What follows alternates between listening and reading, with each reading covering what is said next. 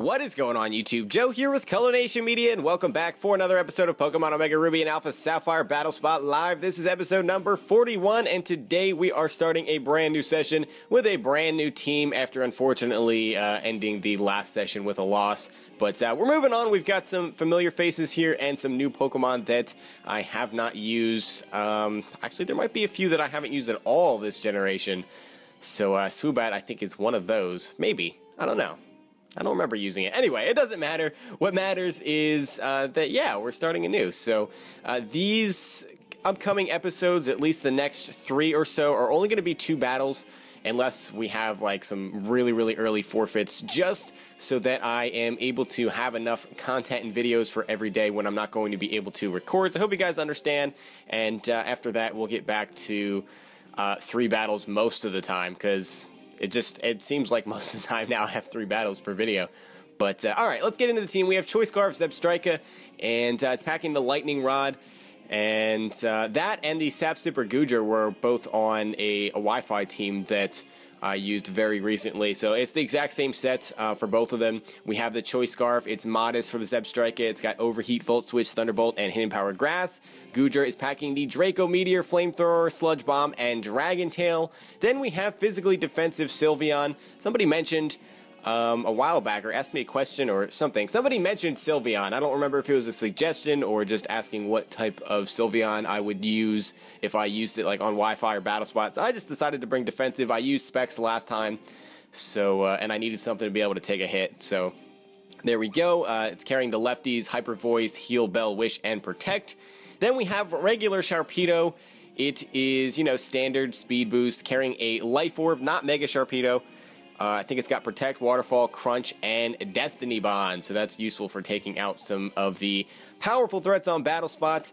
And then we have Mega Heracross. It's Sub Swords Dance with Pin Missile and Close Combat. People have been suggesting Mega Heracross for a long time. I know a couple of people in particular that really wanted to see Mega Heracross, so I finally am bringing that to the battles here. And yeah, with Substitute, it's able to set up a sub and shield itself from burns from most variants of Rotom Wash, which is extremely common, because I'm running max speed and Jolly, so most Rotoms are not running enough speed to outspeed that. So that is that. And then last but not least, we have a simple Swoobat, which is Sub Salicberry. I've been doing a lot of Sub Salicberry, but Sub Salicberry, Calm Mind, Stored Power, Heat Wave. So I have no idea if that's going to be able to put in any work. It puts in a lot of work in NU, but this is not NU. And of course, finally, Talonflame is making an appearance. When was the last time we saw a Talonflame in this series?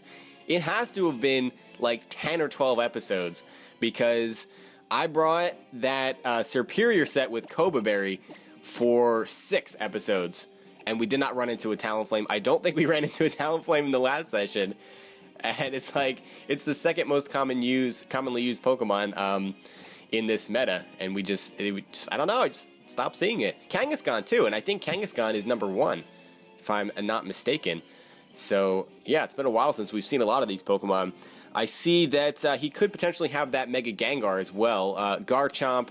Now, this is about as hoary as it gets for battle spot teams. Not that that's necessarily a bad thing, because they're predictable. So I'm expecting the Greninja to be standard special attacker. I don't know if it's going to carry Gunk Shot. That could be a problem, like for Sylveon, I guess. But it's not really common for them to carry Gunk Shot on battle spot. I don't know why, because it makes it nearly unstoppable, but they just don't carry it too often. And then he's got the SwagKey too, which he's actually going to lead off with. And this is probably going to be SwagKey, unfortunately. So we're going to have to deal with some swagger shenanigans. But on the bright side, even though Sylveon is super slow, he is probably just going to T-Wave just because he likes hacks. So that means that we could potentially get past the SwagKey by switching in and getting a Lightning Rod boost. So that's what I'm going to do. I'm going to bank on him going for Thunder Wave here. I really think that's what he's going to go for. Yep, and he does go for it, so we get the free Lightning Rod boost, which is fantastic. We do have to lock ourselves into a move because I am Choice Scarf. but that's fine by me. I think I don't want to go for overheat because he could be like swag. If he has swagger, he is most likely going to have substitute and foul play. So I don't want to just continually lower my special attack, as he is going to go for the swagger. So, like, why are you T-waving a Sylveon? Like, it's base 60 or 65 speed? Like, even if I was running max speed, what is that outspeeding on your team? But we are going to break through and get a T-Bolt off so we can see how much this does, as that still only does just about 50% to this SwagKey, despite being at +1. Granted, Zebstrika has, like, base 80 special attack, so it's really not that impressive, even though I am running Modest. So I'm happy we broke through at least that turn, as he is going to try to set up a substitute this turn as expected. And unfortunately, we are going to hit ourselves in confusion, and there's not much that I can do about that. So showing the lefties, of course, I really hope that we can survive a foul play and break through confusion. Otherwise, we might just lose. But we do break through, thankfully, so we're getting a little bit lucky here. 2 out of 3 turns, we've broken through confusion, and we might just cure our confusion next turn, as he is going to go for the foul play. Can we take that? Yes, we can. Okay.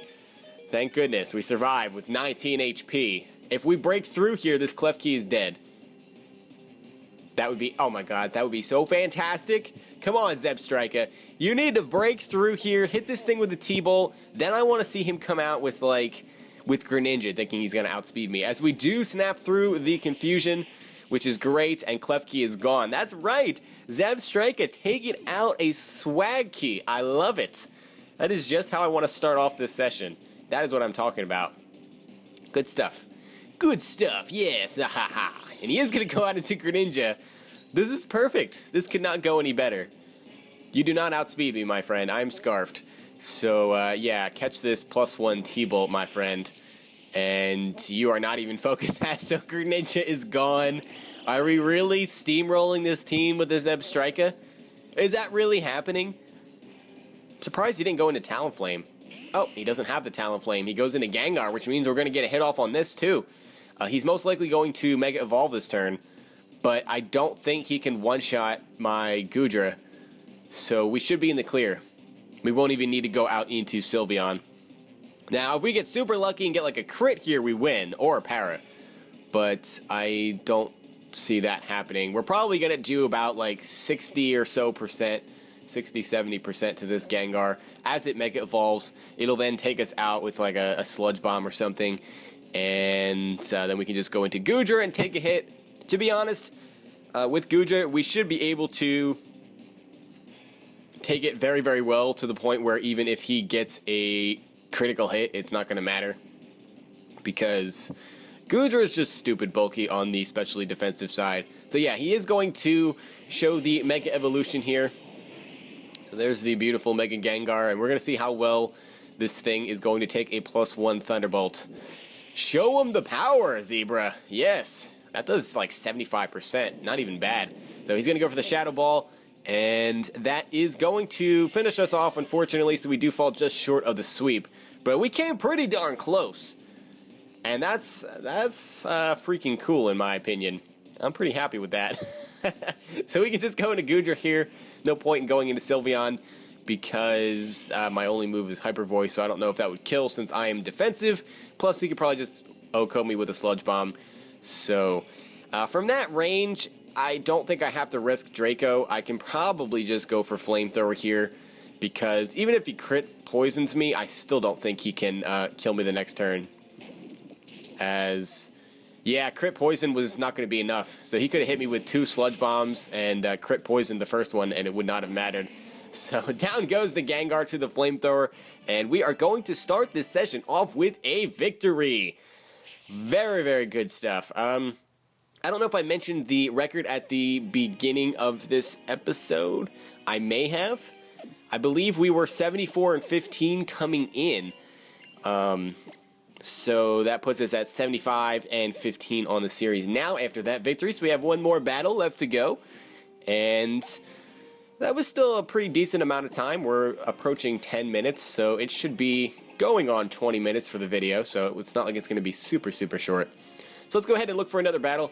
And I'm really hoping that we can see a Swoobat sweep eventually. And I would like Mega Heracross to put in some work too. So, but on the bright side, Goodra got some action because in the session of Wi-Fi battles where Goodra was on the team, it did not do anything. It saw I think one turn combined, like, on the screen through all 3 battles. Something like that. Something ridiculous like that. So, we see another SwagKey here, and we see the Rotom Wash, Darmanitan. I'm guessing the Darmanitan is going to be Scarf. He's got the Mega Gardevoir, probably Dragon Dance, Weakness Policy, Dragonite, Life Orb, Excadrill, most likely. And SwagKey, I don't know what that's going to be. Maybe SwagKey? Doesn't look like that really fits onto his team. But it doesn't really have to fit on the team. You just slap it on there because it doesn't take any skill to use. It's just hacks. So I guess there's that. But he might be like Light Clay or something to allow setup with Dragonite or like Swords Dancing Excadrill. That'd be pretty cool. But I think I actually want to predict him to want to lead off with the Rotom Wash. That's a pretty common lead. So if we can get a sub up and then start Swords Dancing, we can potentially poke a big hole in his team. I think I want to bring the Zebstrika again because we might be able to catch his Dragonite after a Dragon Dance, thinking he can outspeed me and go for Earthquake, and we can get an extra hit off on him. Although I do not have the HP Ice, it could be useful to finish him off. And actually, I might need to bring Sylveon, otherwise I don't know if I can beat Dragonite because it resists Pin Missile and Close Combat. So I think I am going to bring the Sylveon here. Darmanitan is also somewhat of an issue, but I do outspeed it with Scarf Zebstrika, even if he is Scarfed. So that's what we're going with. That is what we are going with, so we'll see how this plays out here. I'm really hoping he is going to lead off with the Rotom, as my screen stayed black for a really long amount of time there. That was, like, uncomfortable. I always think that when it does something like that, that we're going to be dealing with some kind of DC action. But it's not even really action. DC inaction. That's what I should say. So there's the beautiful shiny Heracross. I love shiny Heracross. I'm so happy that I have several of them. Like, I had a couple of them gifted to me, and then I bred 2 of them myself, actually. So I love the pink. It's just, it's fabulous. What can I say? So we're going to Mega Evolve here, and it's perfect that he did lead off with the Rotom because I should outspeed this, and I can just set up a sub, predicting him to want to go straight for the Will-O-Wisp. And that is indeed what he goes for. So that's perfect because now we get a free turn to set up a Swords Dance. And he may stay in to go for the Hydro Pump, possibly, because if he's defensive, Volt Switch might not break my sub, just depending. So he might not want to risk it not breaking the sub because then I get a free hit off on something else. So yeah, he is going to go for the Hydro Pump, and we actually avoid the attack, which that could actually cost him the game, because I could potentially sweep him right here I get a kill. Oh, just kidding, no, I missed a Pin Missile. Oh my gosh, that was, okay, I can't really complain. He missed the Hydro Pump. But like, Pin Missile has much higher accuracy though, doesn't it? Doesn't it have like 95% accuracy? That really stinks that I missed that. But he does break my sub with a Volt Switch. So we share in our pain and missing moves there. So now he's going to go into something that's faster than me, and probably like Darmanitan or something, and I'm going to be sad. So we just wasted our Swords Dance, most likely. As he actually goes out into Gardevoir. Now, if he is modest, Mega Gardevoir, I will actually outspeed him on this turn. And they almost never run Protect. So if I don't really have anything to switch in though. Like, what am I going to switch in on a Hyper Voice that I know is coming? I have no switch-ins. So, to be honest, my only play here is to bank on that. A lot of them do run Modest on Battle Spot, just for the extra power. Just for the same reason that a lot of people run Modest Zard Y too, since Mega Gardevoir and Zard Y are on the same speed tier. So it's possible that he could be running Modest, because I think regular Gardevoir is base 80, so I'm a little bit below that, but I am max speed Jolly, so I'm risking it. We're going to go for the Pin Missile. If we do outspeed, this thing's dead. You're not taking 5 of these at +2, and he is Modest, or he's defensive of some kind. He's got some HP investment maybe. I don't really know what the spread is, but it does not matter as his Mega Gardevoir is going down in only 2 hits. 2 hits. Oh my goodness. Mega Heracross is so stupidly powerful. So stupidly powerful. As he is going to go into the Darmanitan here, it doesn't matter whether this is Scarfed or not, as it does just outspeed me.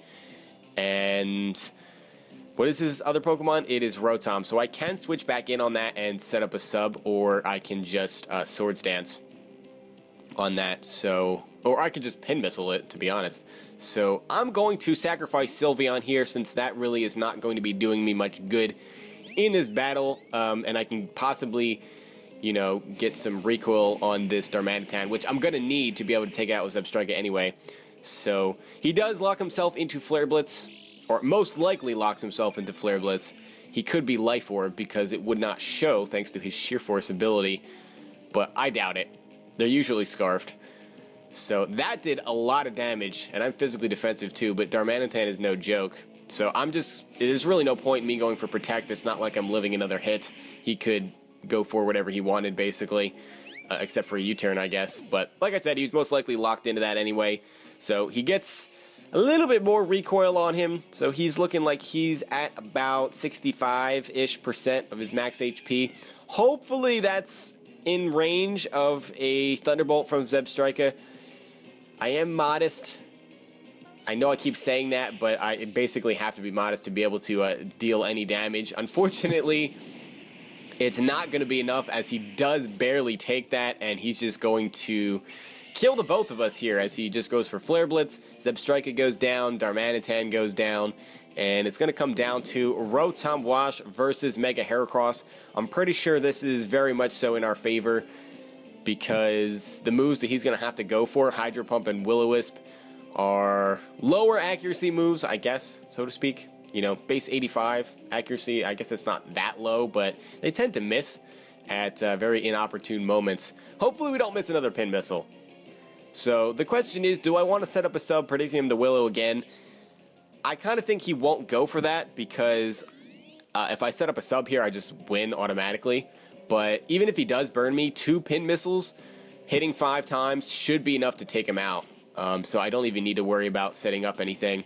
So yeah, judging by how much that's going to do, that does well over half. Oh, he has a Citrus Berry. That still isn't going to matter, I don't think. I don't believe that's going to matter because we have 2 more hits left. So yeah, he's going to be well below half. So yeah, if he goes for Will-O-Wisp, that's the game. And he does go for the Will-O-Wisp. I don't think that was the right play to make. I think he needed to go for Hydro Pump there and hope for a critical hit or something, because you definitely are still going to go down. Maybe he was banking on me. I don't know. I mean, because there was always a chance that I went for close combat, too, not wanting to risk the Pin Missile miss, and then Hydro Pump could potentially kill then at -1 special defense. I don't know. I mean, this is probably defensive Rotom, since I'm continuing to outspeed it, even after Mega Evolving and losing a little bit of speed, but we're going to take the Rotom out, even despite the burn, and so the fabulous pink Mega Heracross coming through for us there, after Zebstrika nearly pulls off the sweep in the first battle. It's going to bring our record to 76-15 on the series, and with that being said, that is going to be it for this time, so I hope you guys enjoyed this video. If you did, please make sure you're leaving a like rating or a comment, or whatever you would like to do, of course, and I will see you all next time, but until then, game on.